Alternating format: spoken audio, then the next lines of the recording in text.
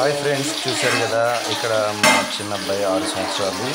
ఇక్కడ చూస్తుంటే చక్కగా పాత్రలన్నీ శుభ్రం చేస్తున్నాడు. వాళ్ళ అమ్మగారికి ఈరోజు బాగుండలేదని చెప్పి పాత్రలన్నీ కూడా నేను శుభ్రం చేస్తానమ్మా అని చెప్పి అనడం జరిగింది. ఏదో సరదాగా అంటున్నాడులే అని చెప్పి అనుకున్నాను, కానీ తనంతట తాను ఒక్కొక్క పాత్రను తీసుకొని చక్కగా శుభ్రంగా విమ్మిసేసి మరి కడుగుతూ మొత్తాన్ని కూడా శుభ్రపరిచాడు. చూడండి ఎంత చక్కగా రుద్దుతున్నాడో, చాలా శ్రద్ధగా దృష్టి పెడుతున్నాడు. నాకు దీన్ని చూస్తుంటే భవిష్యత్తులో వీడు వంట చేయడానికో లేకపోతే పాత్రలు కడగడానికో బేసిక్స్ నేర్చుకుంటున్నట్టుగా అనిపిస్తుంది. అది నాకు ఎందుకో నిజమే అనిపిస్తుంది. సరే చూద్దాం, మరి భవిష్యత్తులో మరి వీడు మంచి వంటగాడు అవుతాడో లేకపోతే ఇలా శుభ్రపరిచేటువంటి మంచి గొప్పవాడు అవుతాడో ఏంటో చూద్దాం.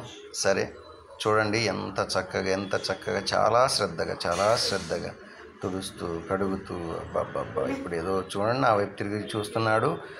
ఇప్పుడు ట్యాప్ ఓపెన్ చేసి అబ్బాబ్బా ఏం కడుగుతున్నాడండి. అబ్బాబ్బా ట్యాప్ ఆపేసాడు, నీళ్ళు వేస్ట్ చేయకూడదు బహుశా. సరే తర్వాత మరలా ఇంకొక దాన్ని ఎంచుకోవడం జరిగింది. అంటే దేన్ని కడుగుదావా అని చెప్పి లెక్కలేసుకొని మరీ కడుగుతున్నాడు. ఓకే, మళ్ళీ మొదలు పెట్టాడండి. ఓకే, చక్కగా చిన్న ఒక ప్లేట్ తీసుకుని బాక్స్ యొక్క మూత తీసుకొని చాలా శ్రద్ధగా రుద్దుతున్నాడు. డౌట్ లేదు, మావాడు మంచి వాడవుతాడు. మంచివాడు అంటే నా ఉద్దేశంలో పెద్ద అయిన తర్వాత వాడు వంటలు ఇవన్నీ కూడా నేర్చుకుంటున్నాడు కాబట్టి వాడు హ్యాపీ. ఎక్కడికి వెళ్ళినా, ఎక్కడ చదువుకున్నా, ఎక్కడున్నా సరే వాడు హ్యాపీగా ఉంటాడని నాకు అర్థమవుతుంది. ఎందుకంటే ఎవరైనా సరే మెయిన్గా మనకు కావాల్సింది ఏంటంటే చక్కగా వంట చేసుకునేటువంటి ఆ తత్వం, అంటే వంట చేసుకోగలిగినటువంటి ఆ నేర్పు కనుక మనకు ఉన్నట్లయితే మనం ఎక్కడున్నా సరే చక్కగా సర్వైవ్ అవ్వగలుగుతాం. ఇందులో ఎలాంటి డౌట్ అయితే లేదు.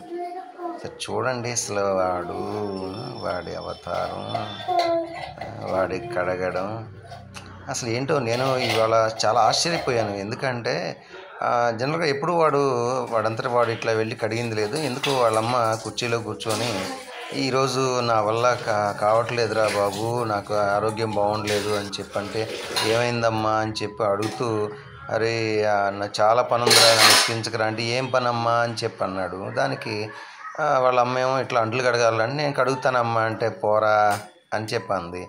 దాంతో వాడు అది అమ్మ జోక్గా తీసుకుంటుందని చెప్పి దాన్ని సీరియస్ చేయడానికి గాను వాడంతటా వాడే వెళ్ళి శుభ్రంగా మొత్తం కూడా చూశారుగా ఇక్కడ పాత్రలో అన్నీ కూడా వాడు కడిగినటువంటివే. చాలా బాగా నీట్గా కడుగుతున్నాడు. ఇప్పుడు కప్పులు, టీ తాగే కప్పులు కడుగుతున్నాడు. ఓకే, ఈ టీ తాగే కప్పులు కడిగేటువంటి ఈ విధానంలో వీడికి మంచి కప్పు ఇవ్వచ్చు. వీడికి కప్పు అంటే ఏదైనా సాధించినప్పుడు మనకి ఏదైనా కప్పులు ఇస్తూ ఉంటారు కదా, అట్లాగనమాట నా ఉద్దేశం. సరే ఏం చేస్తాడో చూద్దాం. నీళ్ళు పోసి కడిగి ట్యాపులు ఆపి మళ్ళీ వెనక వైపు ముందు వైపు అన్ని వైపులా శుభ్రం చేస్తున్నాడు. ఆహా, పర్వాలేదు, పనికొస్తాడు, మంచి పనోడే. చూద్దాం ముందు ఈ వీడియోలో ఇంకా చాలా అద్భుతాలు మీరు చూస్తారు. వీడు చేసినటువంటి పనులు చూస్తే నిజంగా ఇన్ని రోజుల్లో ఏంటంటే వీడిని చూసినప్పుడల్లా ఒక్కొక్కసారి వీడు చేసేటువంటి అల్లరిని చూస్తే కోపం వచ్చేది. కానీ ఈరోజు ఎందుకో చూశారు కదా, ఈరోజు నాకు చాలా ఎందుకో సంతోషంగా అనిపించింది వాడిని చూస్తుంటే. వాడు ముచ్చటగా అనిపిస్తుంది ముందుగా. ఆ తర్వాత ఇల్లు కూడా ఊడుస్తున్నాడు చూడండి చక్కగా. ఓకే, దివాన్ కాట్ కింద ఏదో పేపర్లు ఏదో ఉన్నాయని చెప్పి లోపల నుంచి మరీ ఊడుస్తున్నాడు. అంటే రోజు వాళ్ళ అమ్మని బాగా అబ్జర్వ్ చేస్తాడు.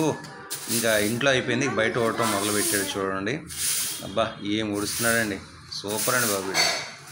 ఆహా, అసలు ఆ భంగిమ చూడండి, ఆ చేతిని దూరంగా పెట్టి పోయేది అడ్డం వచ్చినట్టు. చీపురు పుల్లని తీసి పక్కనేసి మరి ఊడుస్తున్నాడు. చక్కగా ఊడుస్తున్నాడు. తర్వాత ఇంట్లో ఏదో సర్దుతున్నాడే. ఓకే ఇల్లంతా ఓకే, దివాన్ కాట్ మొత్తం కూడా చక్కగా సర్దుతున్నాడు చూడండి. అన్నీ సరి చేస్తున్నాడు. ఓకే, వీడు మంచి బాధ్యత కలిగినటువంటి వాడుగా ఎదుగుతాడని చెప్పి నాకు అనిపిస్తుంది.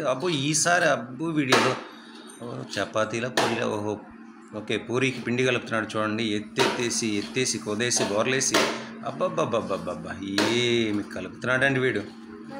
సరే ఓకే, తర్వాత ఇంకేం చేస్తాడో చూద్దాం వీడిని. అబ్బా గట్టిగా కలుపుతున్నాడు. చాలా శక్తివంతుడు. ఓ పూరీలు కూడా చేస్తున్నాడు వీడు.